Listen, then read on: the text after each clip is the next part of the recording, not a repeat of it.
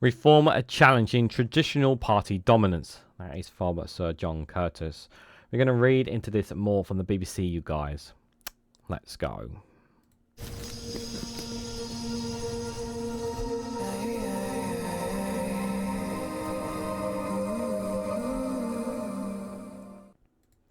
Good morning, good afternoon, good evening, wherever you are in the world. This is Reganelite here with an article from the BBC with the headline that Sir John Curtice says, Reform are challenging traditional party dominance.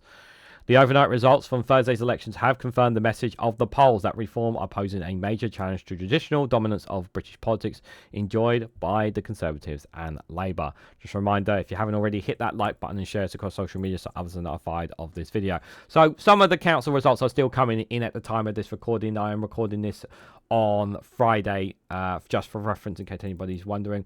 But it's pretty much been a very, very, very good result for the Reform UK, the company that is doing really well for themselves in comparison to political parties. It seems like that those who have subscribed to Reform UK are very, very happy that that their lives are going to be much worse as a result of this. Many, many people feel disillusioned, and rightfully so, about the Conservative Party. Over 14 years of austerity, of things have gotten worse for them under them, and many people feel that Labour haven't even had a full year in power yet, but some of the policies and some of the decisions that they have made have put a lot of people off Labour even more than before. Many people voted Labour at the last general election, lended their vote, I think it's a better term, there at the last general election, in order to kick the Conservatives out, to really kick them to the curb and really show them that they are not wanted. And that is definitely something that has happened as well. But we're at this point now where many people who are fed up, do not want to vote for Conservatives, feel that Labour have betrayed them and do not see another party out there. I've always advocated for the Green Party because their policies and their policies and the way they speak is much more applicable than Reform UK. I would not cast your vote in any way, shape or form towards the Liberal Democrats, in my opinion, based off their history. The Liberal Party are the ones who got into bed with the Conservatives, which is why I'm very sceptical about going to them. But Reform is the one thing I really want to argue for people many times and times again. One of the questions I've kept asking many times in my videos, and I've never got direct answers from any Reform voters in any of my videos and comments, I've said, what have Reform actually done to make people's lives better? What has Nigel Farage done in Clacton since he became MP to make people's lives better? What have Reform done on the ground to make people's lives better? Like, generally what they've made there. I don't want to hear what they are going to do. I don't want them hearing criticism of Labour. I want to know what they are doing, because this is the key thing, yeah? It's all well and good saying, like the Conservatives are doing right now, they're shouting, Labour bad, Labour bad, Labour bad. But what is kept me back on the Conservatives offering? They weren't offering anything to people. They weren't offering anything to them, which is why they didn't get the votes that they get the votes. And you should not be casting your votes to the Conservatives because they're not offering you anything. Reform are not offering you solutions to your local problems. Are they actually making those differences? Are they actually making your lives better? That's the general question. And there are numerous videos, numerous stories out there of Green councillors working with other parties on the ground, making people's lives better, improving people's lives for the better. Take Bristol, for example. A number of examples have been done by Green councillors there, not just the new Green Labour MP Carla Denyer, but on the ground, root and branch, have been showing signs of things working for the better there. And that's what we want to see. People want to see their lives getting better. And this Labour government, one of the biggest drawbacks from this Labour government has been some of the recent policies and decisions that they make. But the worst one of all has to be the PIP and the entitlements to disability people. Now, I understand that many people have grievances about people getting entitlements and benefits, but we're talking about people who physically are unable to work, who physically cannot lift up a cup with their hand, who are physically disabled, who cannot actually work because of their situation. We're talking about people with disabilities and severe disabilities. Many of these people are going to lose money that keeps them alive as a direct result of actions taken by the Labour government, by the reforms and the changes that they are making to PIP. Does that sound right to you? Obviously not, because it means those people could die as a result. Those people could lose their life support. And you're not in favour of someone dying, are you? No. So, rightfully so, many people up and down the Rubicon by-election were making that point very, very clear, among other things that Labour have been doing recently as well.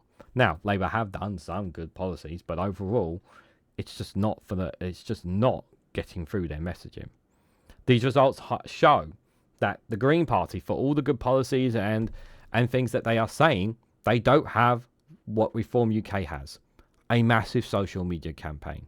A figurehead like Nigel Farage, who can appeal to everyone. We don't have to like the man, we don't have to like his policies, but he has an appeal factor. There are lots of people out there who are completely disconnected and disenfranchised with politics. And they see this man, they see how he comes across, and they think, yeah, I like this guy. I'm going to vote for him. Not having a single clue about the man, not having a single clue about things that he has said that he wants to do. Remember, he wants you to pay for your healthcare as well. Just think about that for a second. Imagine your mum having cancer. Imagine your mum dying of cancer.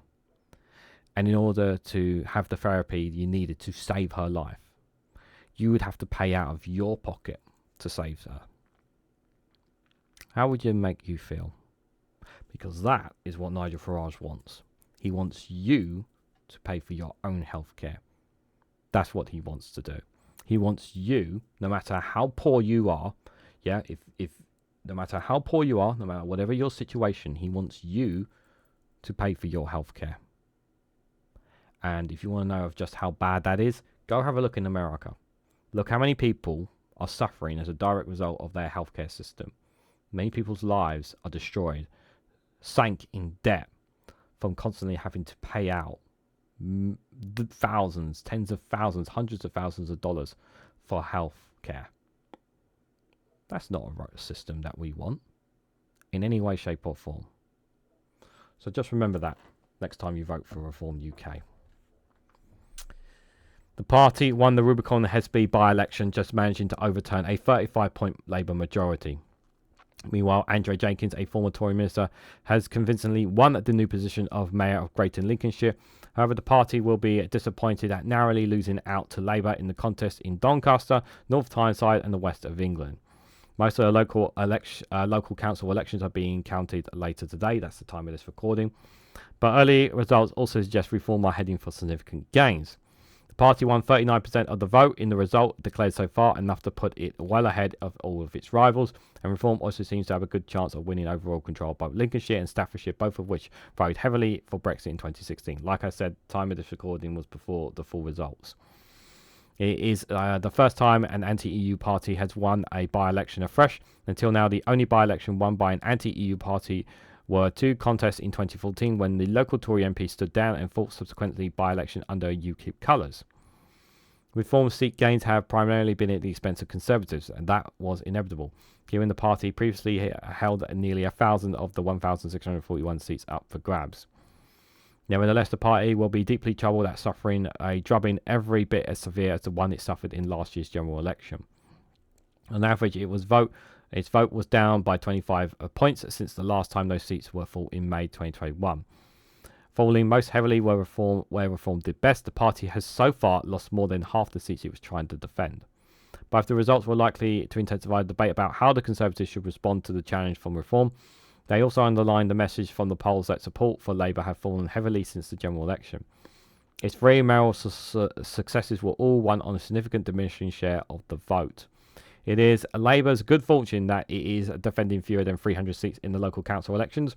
Even so, and in contrast to the mayoral outcomes, the party has so far lost half the seats it was trying to defend, mostly to Reform. Their vote is on average down on the poor performance in 2021 by as much as 9 points. Most of the hope the Liberal Democrats and the Greens have for these elections are concentrated in local council declarations later today, again at the time of this recording. The overnight results suggest both parties are heading for similar levels of support as 4 years ago. However, the Greens will be disappointed that their hopes of edging ahead of Labour in the race for West of England mayor were dashed, with the party finding itself instead trailing Reform in third place. Yeah, disappointing, but still, it's still the fact that they came third is still a good number. Indeed, narrow wins and losses were the order of the night. Nobody seems to dominate British politics anymore. And this piece was by by John Curtice, the Professor of Politics, University of Staffordshire, and Senior Fellow, National Centre for Social Research and the UK in a Changing Europe. He is somebody who is very good at reading the polls and reading what people's mindsets are when it comes to these local elections. And I do recommend whenever he speaks, it's worth listening to on these matters. Disappointing, obviously, in that for regards to the Greens. But I will say, obviously, the results are still coming in for the rest of the council elections. But it is a night for Reform UK. But it's all about how the rest of the parties are going to respond to them. There is a very real possibility that they could win the next general election. And if you think things are bad in America, it can happen here. If you think if you think things cannot get worse in the UK, you haven't seen nothing. Reform will not make our lives better. They will make their friends and they will affect their friends and their wealthy buddies better, but they will not make you ordinary lives better. But all I will say is this, because I know many people get angry about it. What have Reform done?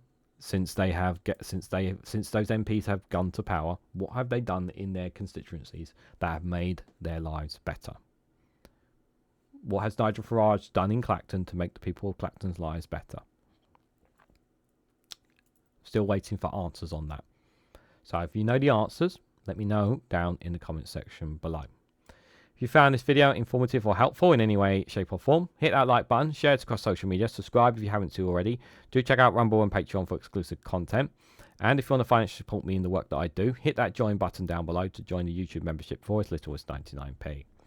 So thank you all so much for watching, and I hope to catch you all very, very soon.